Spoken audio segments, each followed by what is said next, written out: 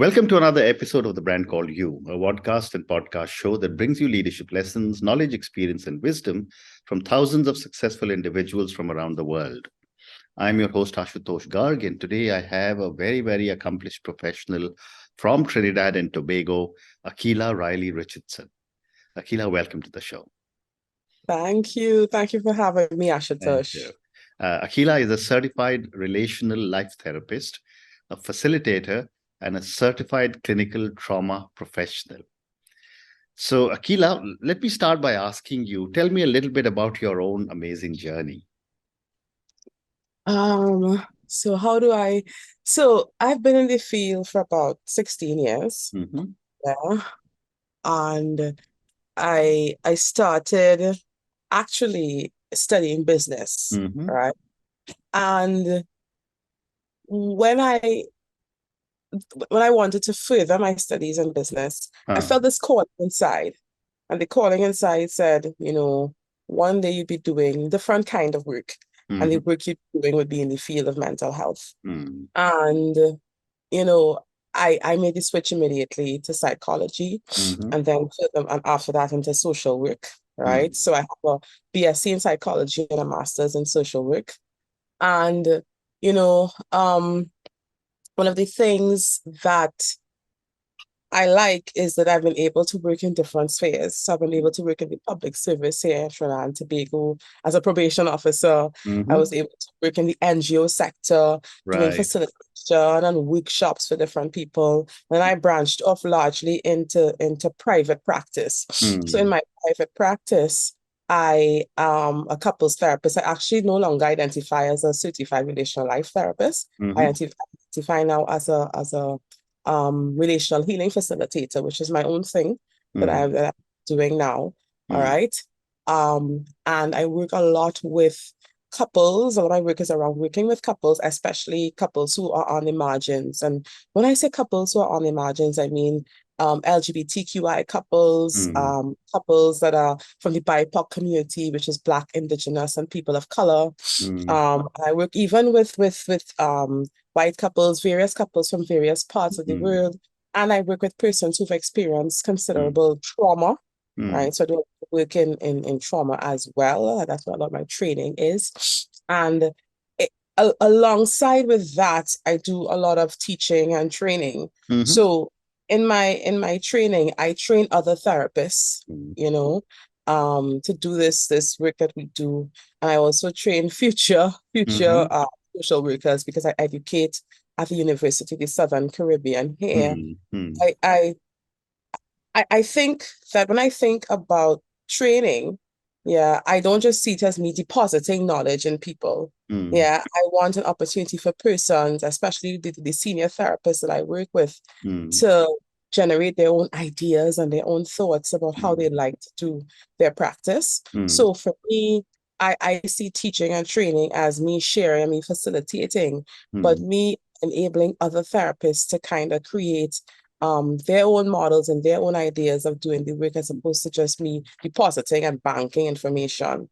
So a huge part of my work is around training other therapists and supporting other therapists to generate new ideas about how to do this work that we do, and working with marginalized folk as Very well. interesting. Very interesting. So before we get into the work that you're doing, when I was reading about you, there was an interesting question, which was that what do you want people to truly know about you? What do I want people to truly know about me? That's a good question.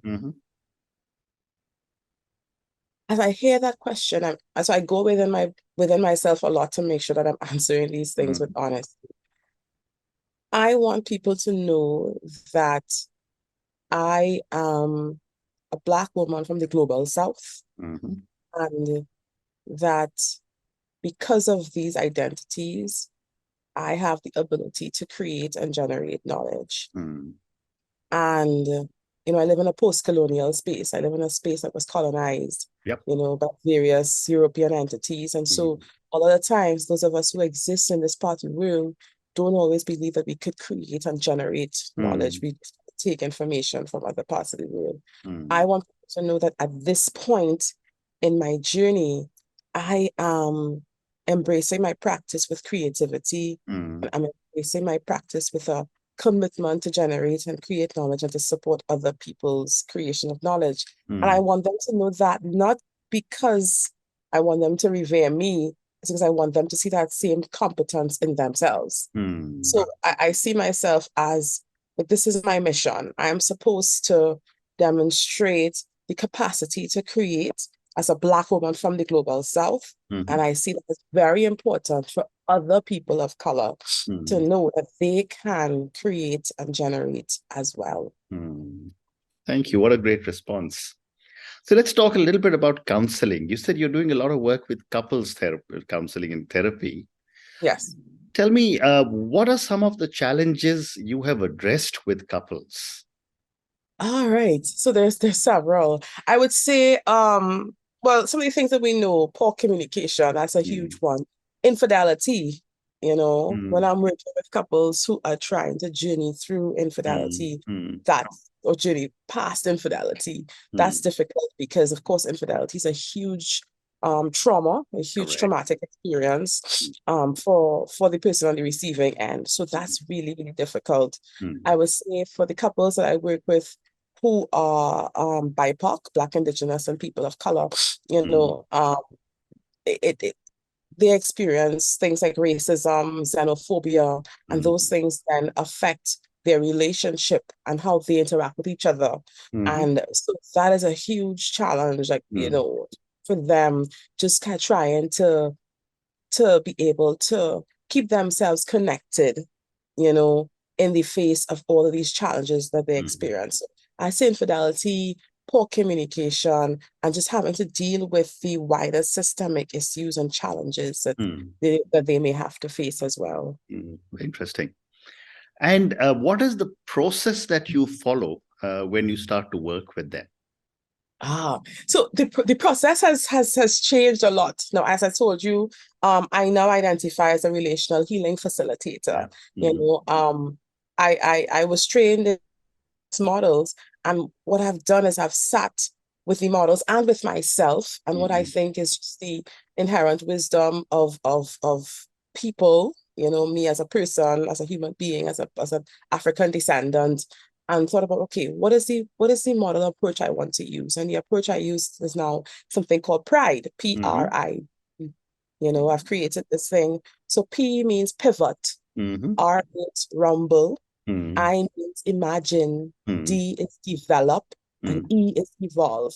So I'm mhm, always asking my couples to pivot, mhm, right? I want them to, and they're pivoting within and without, turning inward and turning outward. They're mhm, looking at their relationship dynamics and mhm, they're looking outside to figure out, what might be creating it from the outside and what might be creating it from the inside. So they're always mhm. pivoting, Correct. right? And then they're rumbling. They're rumbling with this information, now that they've realized that what's feeding our behavior, how do, where did we learn this? Why is this happening to us? Mm, Rumbling and figuring that out. mm, I just imagine. For me, imagination is a word that you hear me use a lot. mm, Yeah. I remember there's this author, writer, and activist that I love. Her name is Adrienne Marie Brown. mhm, And she says that we are in an imagination battle, and mm, that, imagination is one of the spoils of colonialism. And mm, so people often sometimes struggle with imagination. So mm, I often ask my couples to try to imagine new ways of being, new mm, ways of being outside of the current challenges that they have. I call it mm, relational imagination. And then I ask them with me to develop those new ways. What do you want those new ways to look like? And after they begin to construct and take charge of what they mm, want their new ways to look like, then the last question, the last thing, evolve, sorry, is now mm, that you develop these new ways of being, what does that mean for you? What is your new identity now? mm, Because it was the old identity and the old understanding that was feeding your behavior. Who are you now in light of mm, all that you've done and rumbled with and imagined and developed for mm, your relationship? So that's the process I'm working through now, PRIDE, and I'm taking this, quite frankly, into all my work now with my clients. mm, The Pride model, yes, it's some steps. It's not necessarily sequential. It works differently with different people. And in it, I use various strategies, some strategies from my client's culture, or I use strategies from existing models in the work, that existing theories and therapeutic models, because we can learn from those who've come before us. Yeah. So different strategies and different techniques are used within this, but it's really a model to get my clients to just imagine and create new ways of being in their relationships. Wonderful. Thank you. My next question to you, Akilah, is what or how has the pandemic impacted relationships?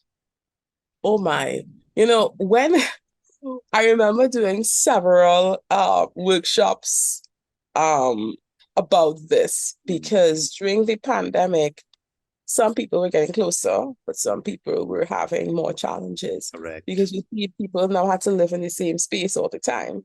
Going out to work, because that's what the pandemic did, right? At the beginning of the pandemic, we were all home with each other, and there was no break.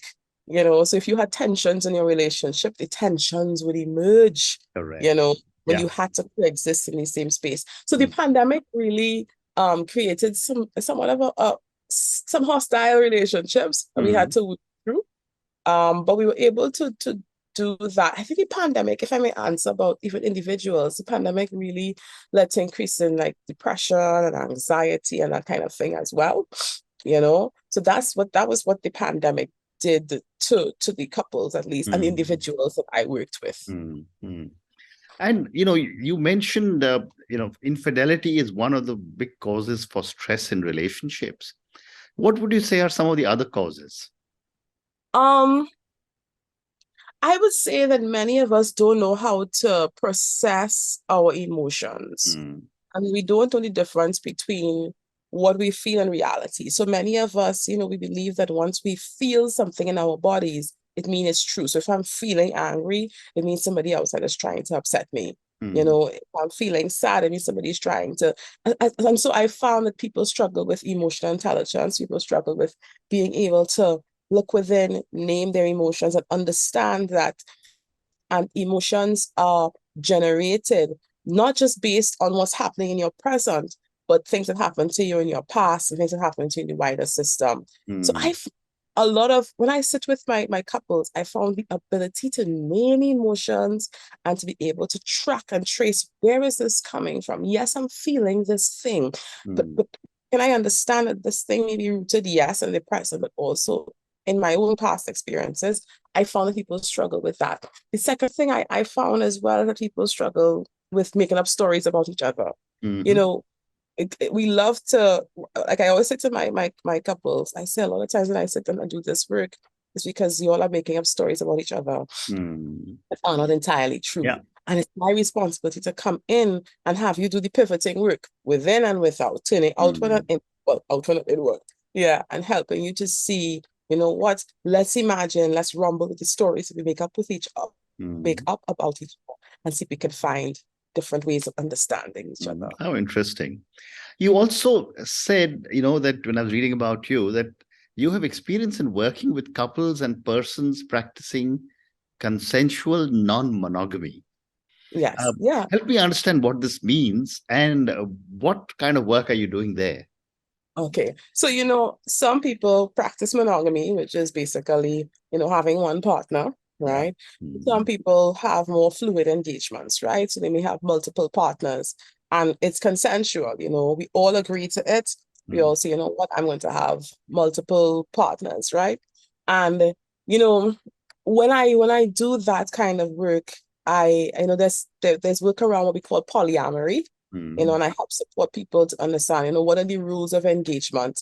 Because if you're engaging in consensual non-monogamy, you need to ensure that we're all clear about the rules. We're all clear about people's roles and responsibilities, right? So that's really, really important, because if you don't have rules, people could get hurt. Yeah. So a lot of my stuff is around that. And sometimes people develop, what's called a primary partner or secondary partner, who is their nest, who's not. So these are all the things that we talk through. Martha Kalpi has a lot of work on polyamory and how to engage in that. Some of those things inform how I work as well. So it's really about helping people to structure, if they so choose, to have to exist in polyamory and consensual non-monogamy, to have structures that work for them. I've never heard of this before, so I'm going to ask you one more question on this for my viewers and listeners. You say there should be rules for multiple partners, and everyone has to agree to the same set of rules. Can you help me understand, maybe by way of example, one or two kinds of rules? Well, and here's the thing, right? I don't impose the rules. I know. Yeah, I have the couples decide. Okay, so if let's say it's three of us, right? Who is going to live with whom? What are the arrangements around contact? What are the arrangements around sex? What are the arrangements around child rearing? Those kinds of things we kind of have to talk about. Yeah, those are the kinds of things that we have to talk about, because if we don't talk about those things, people can get hurt. In fact, I have heard in the field people say sometimes that couples who practice consensual non-monogamy, sometimes because they have to have so much clarity and structure, sometimes they have an easier path than couples who practice monogamy. Because when you practice monogamy, you probably don't need to have you just assume certain things, right? Yeah. Society has defined everything for us, Right. And you just assume certain things. But, in my work, I've realized that just because you assume certain things doesn't mean we're all on the same page. Correct. But in consensual non-monogamy, people get forced now to have hard conversations that they don't necessarily think they need to have with monogamy. So it's basically, when I do this work, it's basically people being clear about what do you want for yourself. I'm here with no judgment. This is your life. Yeah. What do you want? And I know polyamory and polygamy are not new concepts entirely. Correct. Many societies do practice polygamy. And the polyamory, of course, is a form of that. Very interesting. Akilah, you also do work with sexual minorities and racial minorities. Yes. I can understand sexual minorities because you told me about LGBTQI. Yes. But what are racial minorities, and what is the kind of work you're doing, or what are the challenges sexual minorities and racial minorities face? Yeah. So when I say racial minorities, like before, you would have heard me mention BIPOC, Black, Indigenous, people of color. Yeah. And of course, so I'm a racial minority, and when we say minority, we're talking about the people in the world who, because of our structures of colonialism and neo-imperialism and racism, we are in many ways disempowered, right? And so my work with these groups currently is about building empowerment and helping people to move past racial trauma. And I say move past cautiously because you can't really move past it because it's happening all the time. Yeah. But helping people to observe the impact of systemic trauma or racial trauma, racism, and minority stress on their mental health and on their relationships. A huge part of my work. Like, I started this institute called the BIPOC Relational Healing Institute, right? And a huge part of that is being able to support BIPOC to examine the impact of racism and discrimination on their relationships. How do you relate to your families? How do you relate to your children? How do you relate to your spouses or your partners as a result of the systemic stress? How has historical trauma, how has colonialism, how all these things shaped your self-understanding and how you engage with your children, your families? Because I've seen it. I have in this work that I do, one of the tools I use is a technique called the theater of oppression. And I ask people, in the theater of oppression, what role are you playing? And then how is that role affecting how you understand yourself? And how is that role affecting how you understand your partner or how you interact with your partner? Yeah. The research is showing us that persons who experience considerable racism and stress, their brains are more wired to be responsive to threats. Their brains are on alert. Yeah. So how do we, when people are walking in the world feeling so stressed and more alert, on higher alert, it's going to affect how they interact with their children and their families, etc. So my work is around supporting people with that. Very interesting. So we've got time for one more question. And Akilah, this is for the many, many people who will listen to our conversation. Based on your own amazing journey and all the great work you're doing with so many people in the area of therapy, what would you say are 3 lessons you would want our viewers and listeners to take away when they think of their own relationships? When they think of their own relationships, let me sit with that. I'm asking you to give free advice. Yeah, free. Be careful of the stories that you make up about those around you. The human brain is always making up stories. And not everything that you think is necessarily true of the other. So be careful of these stories. Number 2, your emotions are a compass. They're giving information a lot about yourself and how you've experienced the world, your own experiences, the experiences of your ancestors. And let the compass, give you a deeper understanding of you. And 3, it's okay to reach out for support. And the support you usually need to have is support that is compassionate and understanding. Because when you are in distress, your brain needs compassion and understanding to be able to soothe and regulate itself. So those are the 3 pieces of advice. Fascinating.